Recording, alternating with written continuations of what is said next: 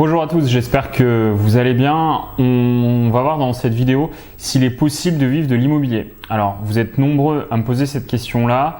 Voilà, ça intéresse pas mal de monde l'immobilier. Il y a énormément de choses qui se disent. Voilà, beaucoup parlent sur les réseaux sociaux de l'immobilier, comme quoi il est effectivement possible de devenir rentier grâce à l'immobilier. J'ai donc choisi de traiter du coup cette question-là aujourd'hui avec vous. Alors concrètement, est-ce que l'on peut vivre de l'immobilier? Donc la réponse est oui, mais je vais tout de même nuancer cette réponse.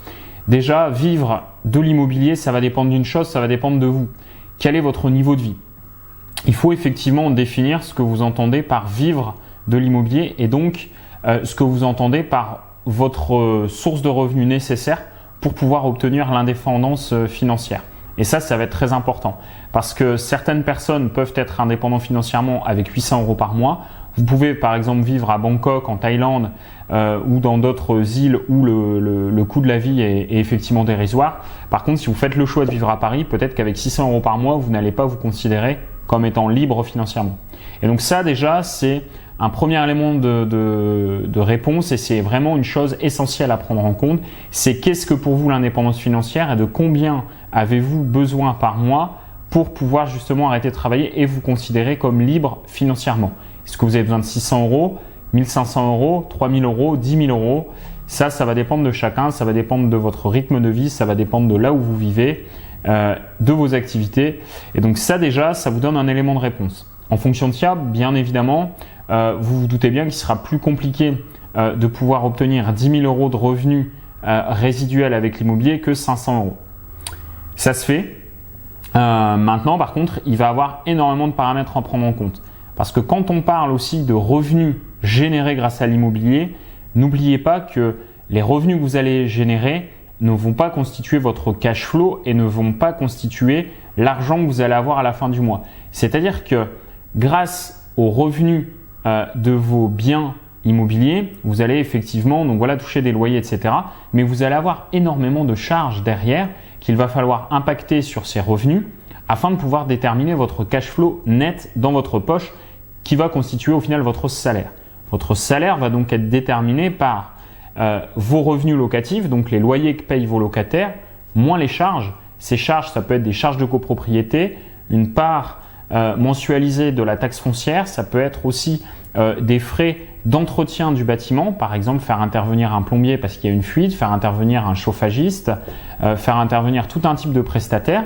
Ça peut être également être lié à des frais de rénovation de votre appartement ou de votre immeuble. Et donc tout ça va constituer donc vos charges mensuelles et vous allez donc défalquer de vos loyers toutes ces charges. Et une fois que vous aurez fait ça, vous allez réussir effectivement à avoir, je dirais, une vision globale de tous vos frais. Et vos frais, malheureusement, vous n'allez pas avoir forcément une vision globale de vos frais le premier mois que vous allez acheter votre appartement ou votre immeuble, mais vous allez l'avoir au bout d'un an. Et donc, ce qui est intéressant, c'est d'arriver à lisser, annualiser toutes vos charges pour pouvoir définir à peu près sur votre investissement quel est votre salaire, quel est le cash flow net que vous allez dégager, que vous allez avoir dans votre poche, fiscalité comprise, puisque que vous soyez effectivement en nu, en meublé, en nom propre ou en société, vous savez que voilà, vous allez avoir des revenus à déclarer et que vous allez être imposé, que ce soit sur les sociétés, sur le revenu, sur les dividendes. Vous allez effectivement du coup avoir tous des frais liés à la fiscalité qui vont également s'ajouter aux frais, je dirais, généraux, tels que les frais de copropriété et autres. Donc ça, c'est important. C'est premièrement déterminer de combien vous avez besoin chaque mois pour vivre.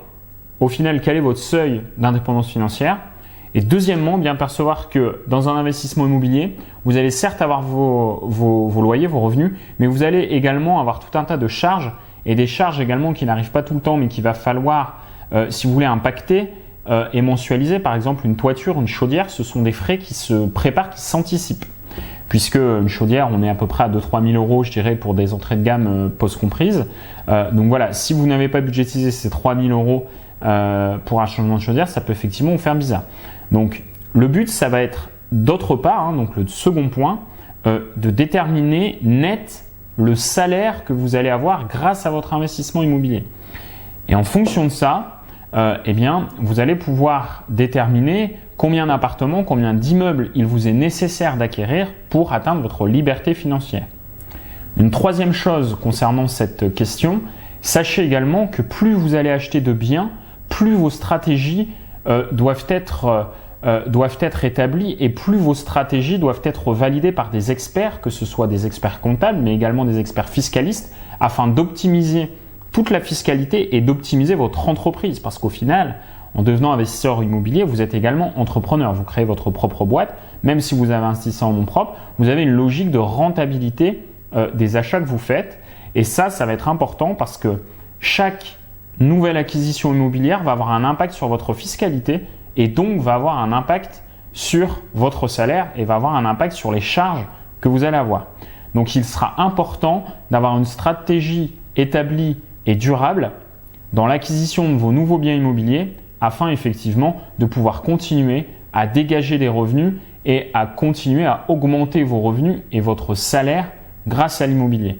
Donc, j'espère que cette vidéo aura répondu à cette question. Est-il possible de vivre de l'immobilier? La réponse est oui, mais comme vous le voyez, il faut bien prendre en considération déjà quels sont vos besoins, bien prendre en considération toutes les charges inhérentes à votre investissement immobilier et prendre en compte que quand vous allez racheter d'autres immeubles, ça va bousculer, ça va venir chambouler un petit peu la rentabilité de vos autres projets immobiliers, de vos autres biens immobiliers. Et donc, il sera important d'être bien accompagné par des experts fiscalistes et comptables afin d'optimiser tout ça et de tendre vers l'indépendance financière.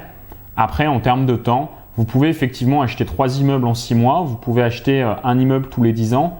Ça va dépendre de pas mal de paramètres. Ça va dépendre aussi de qui vous accompagne dans vos projets immobiliers.